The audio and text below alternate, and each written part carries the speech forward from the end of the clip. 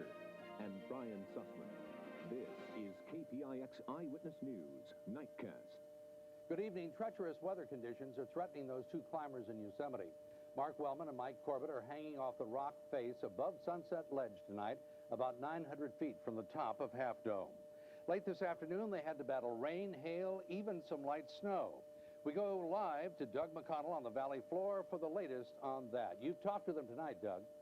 Well, that's right, I did, Mac. You know, right now it is cold here on the valley floor, but it is very cold up on the face of Half Dome, about 4,000 feet above me out there in the darkness. And I've got to imagine that sheer face of Half Dome tonight. There is no ledge for them to perch on. Mark Wellman, Mike Corbitt, they are hunkered down in their bags, trying to stay warm after being snowed on earlier in the day. The good news right now is that it is dry. It is not raining, it is not snowing, but it has been weird. The weather suddenly opened up and tore loose on them about 4 o'clock in the afternoon. Now, take a look at these pictures. This is hail. It was falling. There was an awful lot of it, the size of peas. These pictures are taken by our crew on top of Half Dome, a few hundred feet above where Mark and Mike are. The hail turned to rain and turned to snow, as we said, on top of the climbers. There's always concern about hypothermia in a situation like this, but we talked to them earlier this evening. They said that their warm weather gear was good. They expected to get through the night just fine. Now, all of this weird weather has definitely made the climb to the top something of an ordeal. But as our reporter, Ken Bastida, points out, reaching the summit is not the end of the journey. For Mark Wellman, climbing Half Dome is the culmination of a lot of hard work. But even for those who use the regular route up, it's much the same thing. Just don't try and keep up with me. Just go slow. A week on the wall is certainly no easy feat. And Wellman's admirers are a dime a dozen, even up here. It must be living hell. I have nothing but respect for the guy. It's amazing that for 2 weeks he can just be clinging to that rock face, sleeping out there. Oh, yeah. There's 2 of them? Cold. There's 2 guys. One's a paraplegic. The guy's got guts. But once he tops out, Mark Wellman will find himself doing the same thing that everybody else who comes up here has to do eventually. He has to come down sooner or later. Wellman's climb up the face of Half Dome on the other side is an incredible physical feat. But getting down these 45-degree cables after he tops out won't be any piece of cake. He'll be riding on somebody's back and carried down, and we'll lower him down. There's definitely a little risk involved, but we'll make sure it's real safe. Getting off the cables is only part of the problem. Yeah, I know it'd be tough. The climbing group will also have to negotiate a quarter-mile hike down more slick granite switchbacks. I don't know how he's going to do that. I was thinking the Forest Service could, you know, the generosity, give him a helicopter ride back down.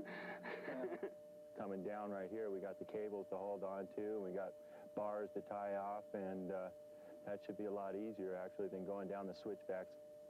Oh, this tough weather has certainly delayed their arrival at the summit, and so has their work through the loose rock up there on Half Dome. Mike Corbitt told us earlier tonight that it was terrifying, some large blocks up there they've got to work their way through. So all of that means that they probably won't get to the summit until Friday, maybe Saturday or so, but we'll stay with it. Meantime, these guys, Mac, are in still great spirits despite all of it. They're resilient, they're very talented, they've got good equipment, so we're hoping for the best. Back to you. All right, now you said that the weather is broken for the time being. Is that part of a trend? Is the weather going to improve in the day ahead? We sure hope so, I can tell you that. Of course, nobody hopes more than Mike and Mark that occurs. It looks that way. I'll tell you what the National Weather Service has told us, and that is that we expect the rain to disappear now, the snow to be gone, and for us to have sunnier, warmer weather over the next couple of days. We'll hope that that's true. And they have also said that this has been really more like winter weather, October, November weather than September weather. So let's get back to the September weather. We hope that that happens and that things definitely improve. I want to add one thing, though. This storm today was a surprise, so everybody's just going to watch and take a look tomorrow, and we'll hope for the best. All right. Back to you. Thanks, Doug.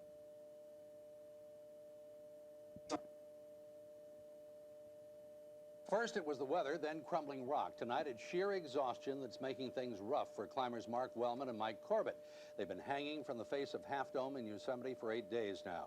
Joining us now live from the top of the rock, Ken Bastida. Ken, they knew it was going to be a grueling endeavor, and they trained for it. How is their stamina holding up?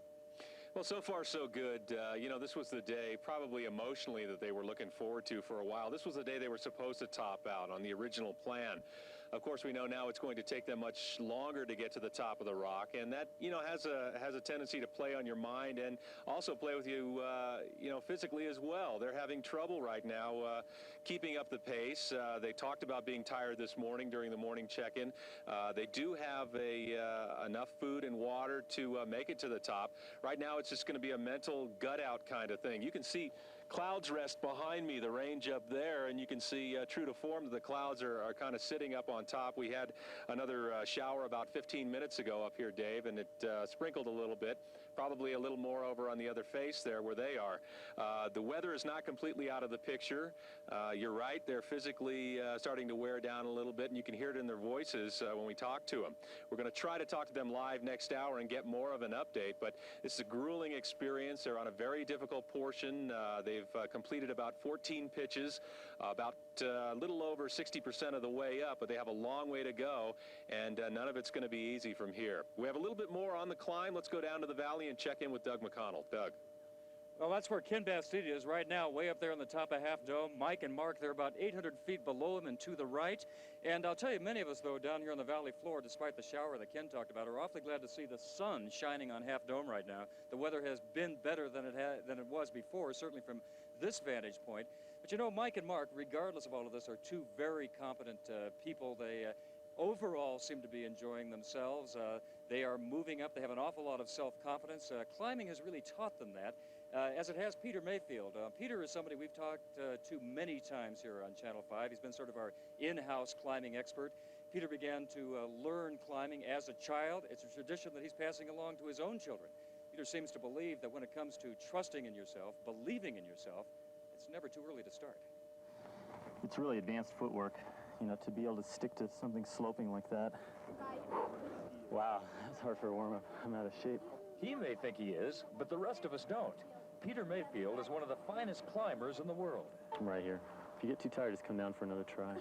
Okay. He's also a devoted father and a patient teacher. Just trust that foot. You gotta just get out and trust that foot. It'll stick if you trust it. One of his great joys is bouldering in Yosemite Valley with his 8-year-old son, Braden, and his 11-year-old stepdaughter, Angie. They enjoy it. I watch from the background. If they don't feel like doing it, they don't do it. You know, they've been to, I want to keep it fun for them and just have them, you know, stick with it. That's my main goal. Peter has had fun climbing, and he's stuck with it since he was a child. When he was Angie's age, he was doing tough technical climbs up Half Dome. Yeah, I mean, there were some close calls. There were, I mean, it did a lot for me. Well, they've now spent 9 days clinging to the side of Yosemite's Half Dome. Tonight, climbers Mark Wellman and Mike Corbitt still have a way to go.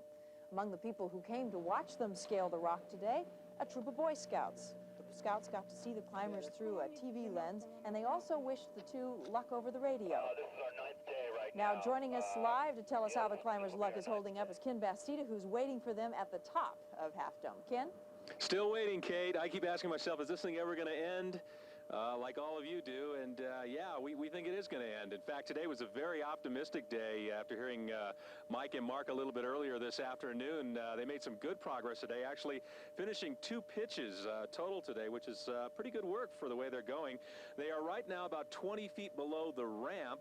This is an area where they'll be able to pull off and sort of cool their heels for a little while. They have between 6 and 7 pitches left. They're really not sure exactly what, but the top is in sight.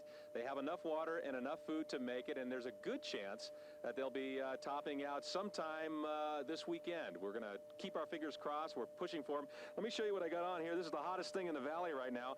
I made it to the top. I got mine because I've been up twice. Mark Wellman's going to have to wait probably Saturday or Sunday to get his.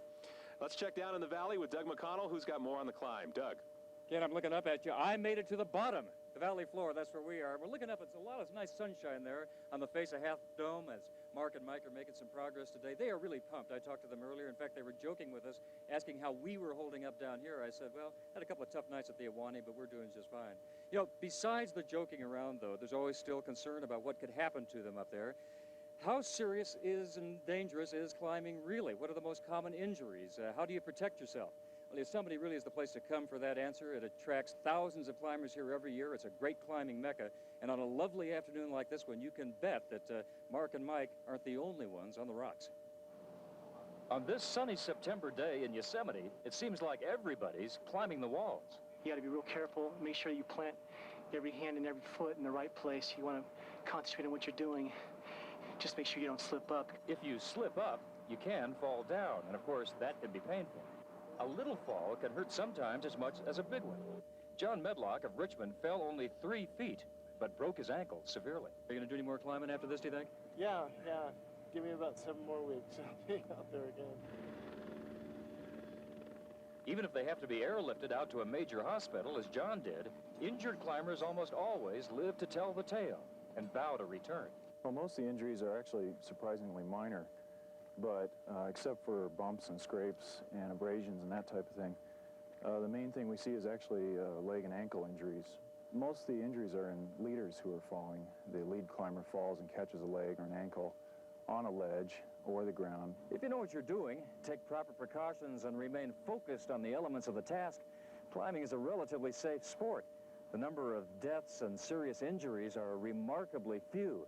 But still, climbers put themselves in precarious, potentially dangerous situations. Unfortunately, a lot of climbers get into trouble in Yosemite because the reputation of Yosemite is for perfect weather all the time. Well, there's no such thing as a place with perfect weather. If you're on a big wall, such as El Cap, and you've gone up in cool weather, and all of a sudden it turns to 105, you may run out of water, and that happens really quickly. Cold, wet weather and hypothermia can be a problem, too. Climbing in Yosemite, you have to be prepared for anything that can fall from the skies or the cliffs above. Call it a brain bucket, if you will. But, no, it's not required, but it's, just to be smart, it's a real good idea. Falling rocks can smash your head or sever your rope. On Yosemite Stone, an ounce of prevention is worth more than a pound of cure. And Mike and Mark are prime disciples of that philosophy. That's why they can achieve what they achieve so successfully. If you're a beginner, best advice is to learn from the best and concentrate very, very hard. By the way, one little fact I want to point out, there are probably 20 to 30,000 climber days here in Yosemite Valley every year. On average, maybe no deaths, maybe 1, maybe 2, maybe 3, but not many. So fatalities here are remarkably low. It's an amazing fact. All right, Mac and Kate, back to you. Doug, that one man you talked with brought up this thing of running out of water, and I had heard that they might run out of water, Mike and Mark, on Saturday because this is running longer. Can you confirm that, or do you know? No, I think they're probably in pretty good shape now. If they can come out Saturday or Sunday, they're probably doing fine. Their water supply, they had 4.5 gallons yesterday. We didn't reconfirm the exact number today. The point, I think, is that if that rock got really hot, then they would be dehydrated much more quickly. They could run out of water fast. The good news about Half Dome is that the sun doesn't hit that rock until about 3 or so in the afternoon, so they've got a lot of climbing in the shade earlier. They can conserve that water, but they're getting close, and so it'll be good to get them out of there by Sunday, that's for sure. Doug, it looks like the weather's cleared up today, but do you have any idea about the forecast for this weekend, if they're still on the rock? Well, you know how it is being a weather person, but I'm going to give you what I think the forecast is. I think it's going to be more like this. The weather today was the best climbing weather they've had. They're real pleased with it. A little bit of wind, but it's not too hot, not too cool, and that looks like it's going to be that way the next few days. There is a slight chance of some more buildup, some more thunderstorm buildup, but not much, so I think they're going to get out just fine. All right. Thanks, Doug.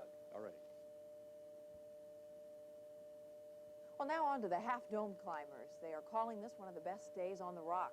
Mark Wellman and Mike Corbitt are in very good spirits right now. They made great progress today. Ken Bastida is live at the top of Half Dome with the latest. And how do you like this extended outdoor life, Ken? So far, so good, Kate. It's kind of interesting living at 8,000 feet for a week or so. Actually, let me show you something here real quick.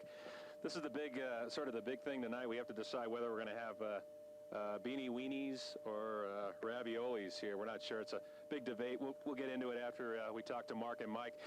We were able to reestablish radio contact with them. And let me see if I can get them online. Mark Wellman, Mike Corbitt, you guys, this was a real key day. Kind of turned the corner on this thing. How's it going today? Real good. We're at the top of the 16th pitch. We really can almost see the summit now, and we're feeling like we're right up here. Okay, day 9. Obviously, you guys figured you would probably be at the top by now, but you're making good progress, and you're kind of out of the area where it was really sort of falling apart on you. Are you going to be able to stretch it out now in the next couple of days? Oh, yeah, definitely.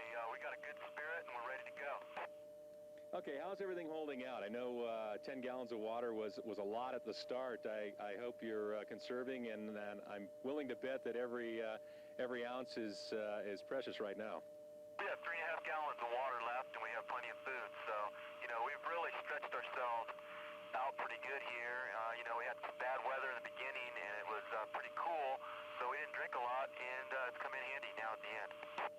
Okay, if Mike is by the radio, one quick question. Mike, this was always a big challenge for you. You knew it was going to take a lot to get even to where you are right now. Any more respect for Half Dome now than when you started this climb?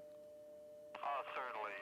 It's been at least as tough as I thought, if not tougher, and it ain't over yet. Indeed, it's not. We'll check with you guys again tomorrow. Our Channel 5 exclusive live reports of Mark Wellman and Mike Corbitt on Half Dome. And we'll be checking in with you every day until these guys top out. It could be as soon as Saturday or Sunday, they tell us. And they say all their food and water is holding out. They're almost there. Dave, Kate? Glad they're in good spirits. Thanks a lot, Ken. Where all the junk that somehow rolls, gets dropped, pushed, blown, or thrown off Half Dome someday ends up. Sleeping bag, arrive. It's more than 1,200 feet from the top of the rock to way down here. And if you look, you can find a little bit of everything. You can kind of figure out how some of this stuff ended up here. These water bottles slipping off the top, canteens, radios, and whatnot. This is a little confusing. There is 14 acres up there, but why would anybody take a lipstick to the top of Half Dome, much less an axe? Everything from cameras to monkey wrenches. May not be at the top yet, but tonight those two climbers on Half Dome can see it from where they are. Mark Wellman, who is disabled, and his partner Mike Corbitt are camping out tonight on an area known as the ramp. More than 2/3 of the way up, and they have been on the move. Today was beautiful, a great day at Yosemite, and Wellman and Corbitt were able to climb much faster. They covered about 300 feet, though they're not out of the woods yet. Some of the toughest terrain still ahead. While thousands of eyes have been watching the face of Half Dome, watching them, reporter Ken Bastida found another part of the mountain few tourists ever see. It's one of the most photographed landmarks in the world. This week, even more people have been looking up at Half Dome to follow the progress of climbers Mark Wellman and Mike Corbitt. But there is a side to this big rock that most people will never see.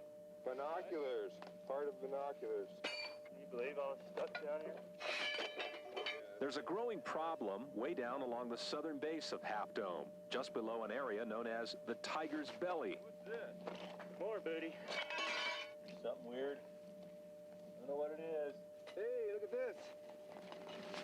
This is where all the junk that somehow rolls, gets dropped, pushed, blown, or thrown off Half Dome someday ends up. Sleeping bag, arrive. It's more than 1,200 feet from the top of the rock to way down here. And if you look, you can find a little bit of everything. You can kind of figure out how some of this stuff ended up here. These water bottles slipping off the top, canteens, radios, and whatnot. This is a little confusing. There is 14 acres up there, but why would anybody take a lipstick to the top of Half Dome, much less an axe? Everything from cameras to monkey wrenches. Ever wonder where those pipes go that hold up Half Dome's cables once they wear out? There are some environmental groups who come out here once in a while to pick up this trash, but it's hard to believe that one of Yosemite's greatest landmarks is also the source of one of its biggest dumps. In Yosemite, Ken Bastida, Channel 5 Eyewitness News, Nightcast. Back to Wellman and Corbitt for a moment. They should reach the top of Half Dome sometime Saturday or Sunday. Well, no top out tonight for two climbers on Half Dome in Yosemite National Park. Climbers Mark Wellman and Mike Corbitt were expected to reach the top this evening, but they stopped 75 feet below the summit. The two men have been climbing for 12 days straight. They say they're tired and need rest. Doug Mcconnell has been following their progress all week, and he is on top of Half Dome right now with a live report. Doug? Barbara, yeah, we are. We're on top of Half Dome right now. The sun is beginning to set. And, yeah, we had hoped that Mike and Mark would get here. They had hoped they would, but they've made a decision that sounds like a wise one. I have with me right now Mark Wellman live by two-way radio. Let's find out what's going on. Mark, where are you guys going to be spending the night exactly tonight? 35 feet from the top. Now, tomorrow, what do you face? What's the challenge to finally getting up here on the top? Mike has to climb one pitch, and it's kind of overhanging. It's A3 rating, and it's going to be pretty tough. It's going to be maybe 2 to 3 hours on the lead. And so when you're talking about an overhanging one, is this one where you sort of are basically hanging upside down as you're going, or Mike is hanging upside down as he goes? It is. You described it exactly.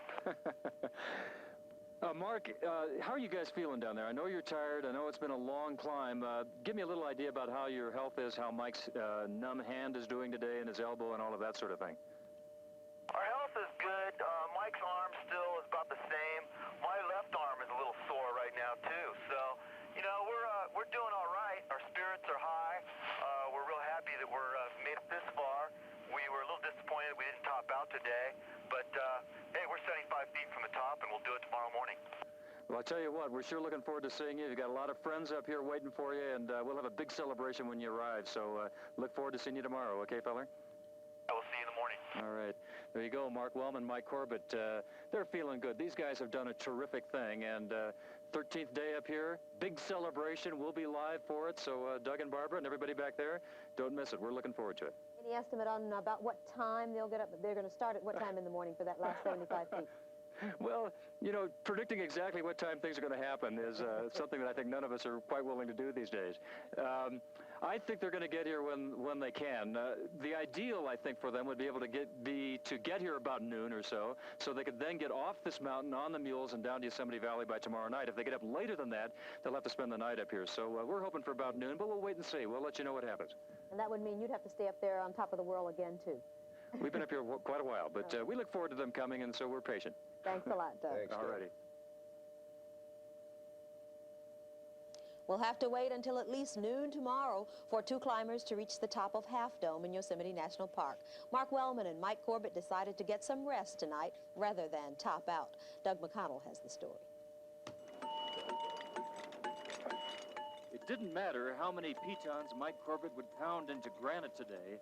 The Corbitt-Wellman climbing team will spend another night on the wall. We're one pitch from the top, and we got a pretty hard lead ahead of us, and Mike is real tired.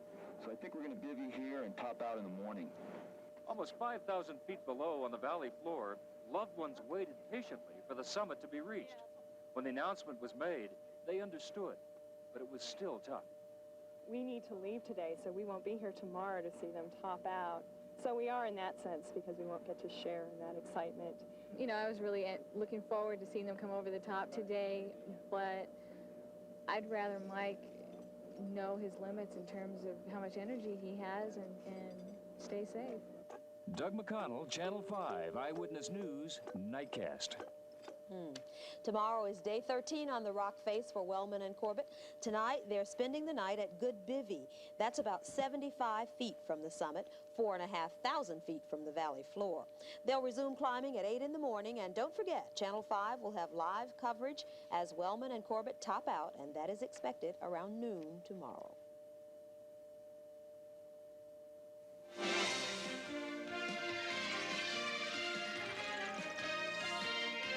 This is KPIX Eyewitness News at noon. Well, you're looking at a live picture on top of Half Dome in Yosemite National Park. Some people said it couldn't be done, but in just a few hours from now, Mark Wellman and Mike Corbitt are expected to reach the top. Good afternoon, I'm Ross McGowan. The climbers are finally in the home stretch, and Doug Mcconnell has been following the drama in Yosemite. Let's go right out to him right now for an update. Doug. Well, Ross, yep, oops, I just tipped over here. I'm at the top of Half Dome. I'd better be careful. That was Yosemite Valley down there, about 5,000 feet below. That's where this climb began. But we've got some really exciting news now. Corbitt and Wellman are getting very, very close. They could be here within the hour. We're not, of course, sure exactly. We'll be standing by, though, and we'll be covering that live. When we get our first shot of Corbitt and Wellman coming up, we'll be going live here, so stay with us. Terrifically excited. Everybody is up here. There's a real sense of anticipation, and finally, after 13 days, these two guys are going to come home and see their family and friends. In fact, down below in that valley, Nakira, Mike's wife, is waiting, 7.5 months pregnant, hoping that these two climbers could finish today this long journey that they started so long ago. We're 75 feet from the top. We got up here yesterday, and Mike just was too tired to do the next lead, so we bivvied here, and we're going to top out this morning. Torture, and we didn't have much food. We each had a little bit of pineapple yesterday and a breakfast bar, and that was it. It could take a while. It's steep, man. It's way steep. This is a little hairy, man. It's A3. It's overhanging. We're looking at maybe 2 or 3 hours on the lead. We're doing all right. You know, we're going to make it.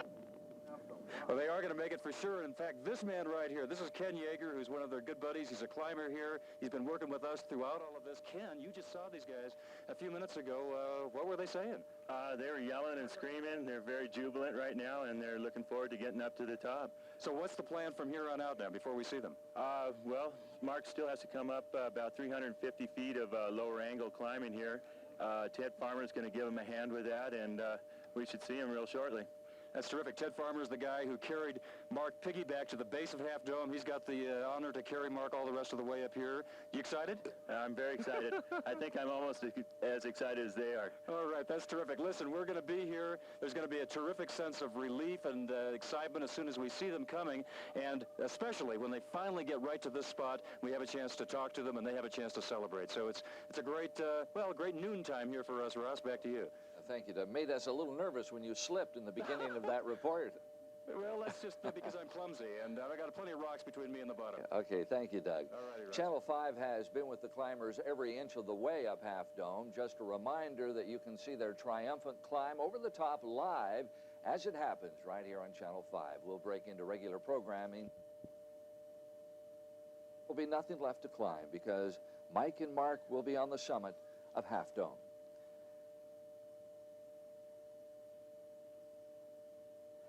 Good afternoon, I'm Ross McGowan. The assault on Half Dome is in its final moments. Doug Mcconnell is at the top waiting for the end of this journey, which began 2,200 feet below. Doug.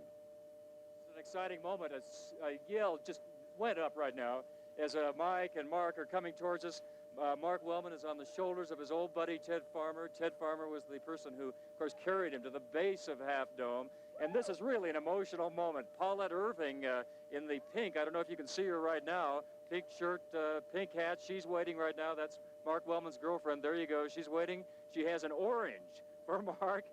This is something that he really needs to be eating. These guys have been dehydrated, they've been hungry, and they're almost to the top right now. So that's Mike Corbitt there with the rope. He's looking tired, but he's looking good. And this is an exciting moment, believe me, for everybody up here. They're going to be up with us in just a couple of minutes. Another cheer goes up. If we have time, let's take a look at this package. Let's go back now and take a look at these 13 days and how they went from the bottom all the way to the top. Great. Yes. Wednesday, September 4th, day 1 of the climb. We're charged up to get up there, and I can't wait to touch the face and get on the rock. Thursday, September 5th, day 2. Looking right above me here, I'm looking at zebras, and you definitely see distinct striping like a zebra. Beautiful. Friday, day 3 of the climb. Today's goal, to climb as close as possible to the place they call the Twilight Ledge. It's man against God, you know. Day 4. It's just real tough. You know, our hands are black from touching all the aluminum, and, you know, it's no piece of cake up here. It's a lot of work, and it's a real challenge. The 5th day, Sunday. We're going into an area now where we're going to start using large friends and large camelots because we're getting into some wide cracks. And this is going to be some tricky climbing. Monday, day 6. The word is that cold weather is headed our way. Rain, or even worse, a snow shower or two in the next 48 hours. And the timing couldn't be worse. As the cold weather front rapidly approaches, Wellman and Corbitt are also approaching the toughest section of the Half Dome face. They are here, they are here. We're going to jump out of that package. They've come much more quickly than we thought. Oh, Mike Corbitt. Mike Corbitt right there getting a champagne. Ted Farmer behind him. They're going to pop that. These guys are excited. Mike, how are you doing?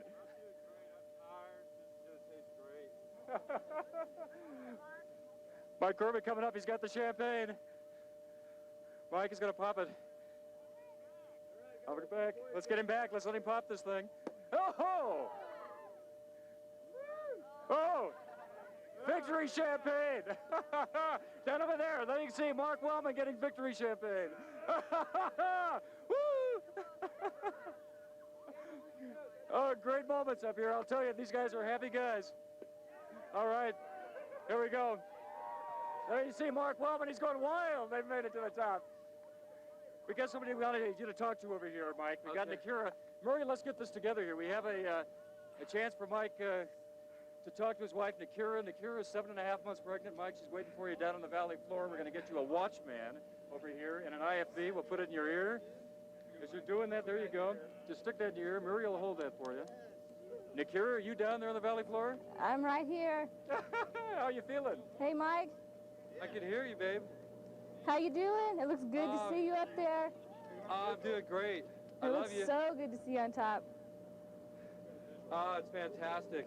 13 days. I could see you. Can you? All right. All right. I wish that? I was there with you. I can't hear you. I said I wish I was there with you. Oh, I wish you were here too, babe. All You're right. the You baby. look great up there. Oh, man, it's so good to be up. How does she look to you right now? Do you see the picture of how pregnant Nakira is right now? Oh, yeah. The last thing you said was don't have this baby until you get on top, right? Right. Well, you waited, huh, babe? That's right. It's still in there. I could see you really good. All right. All right. Well, it's great talking to you, and I'll see you tonight. I love you. All righty. I'll see you down there. Bye-bye. Love you. Bye-bye. Okay, Mike. There you go. Listen, Mike Corbitt, congratulations, feller. Get over there. A lot of people want to talk to you guys. And Mark Wellman, Mike Corbitt. Hey, Mark. How you doing, man? There they are. I tell you, this is a great moment, and a lot of people want to come down and ask some questions. A lot of us in the press. Let's go over here and find out a little bit about how they're doing. So we'll wander on down here right now. We'll get the mic set up here. Okay. You have to realize that we're scrambling over granite up here, about 9,000 feet up. Here we go. We'll get down a little lower. Whoops. We've got some things to drag ourselves through here. Down below, here we go.